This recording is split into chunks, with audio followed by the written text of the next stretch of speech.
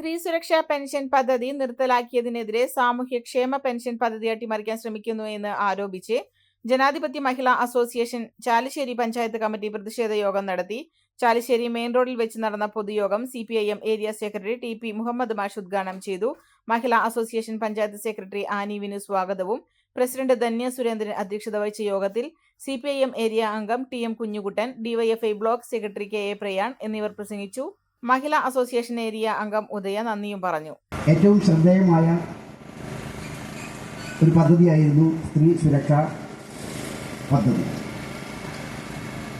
ഇക്കഴിഞ്ഞ ഇടതുപക്ഷ ജനാധിപത്യ മുന്നണി ഗവൺമെന്റ്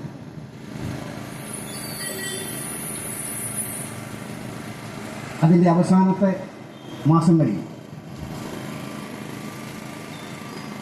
നടപ്പിലാക്കിയ പദ്ധതിയായിരുന്നു സ്ത്രീ സുരക്ഷാ പെൻഷൻ.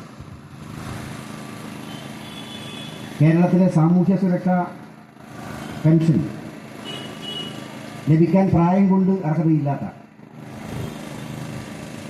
30 വയസ്സിനും 60 വയസ്സിനും ഇടയിലുള്ള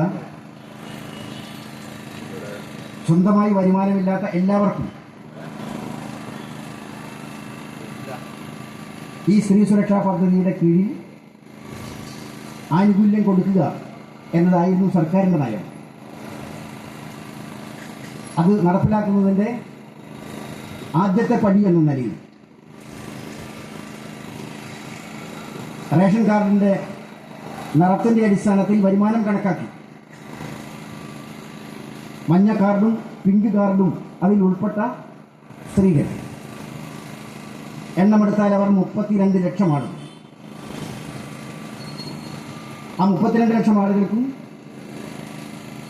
ആദ്യ പടി എന്ന നിലയിൽ 1000 ഉറുപ്പിക വീതം സാമൂഹ്യ സുരക്ഷാ പെൻഷൻ നൽകുക എന്നതായിരുന്നു ഇടതുപക്ഷ ജനാധിപത്യ മുന്നണി ഗവൺമെന്റിന്റെ തീരുമാനം.